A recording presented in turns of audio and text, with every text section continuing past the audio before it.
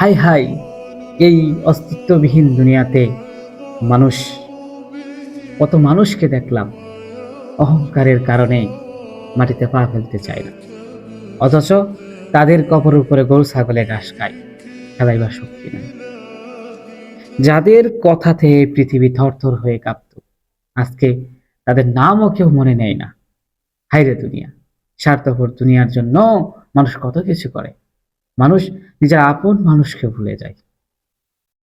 তোমার এত কষ্ট করে, এত স্ট্রাগল করে মহান আল্লাহ তাআলা সৃষ্টি করছে, তুমি তাকে ভুলে গেলা। আজকে তোমার অস্তিত্ব কোথায়?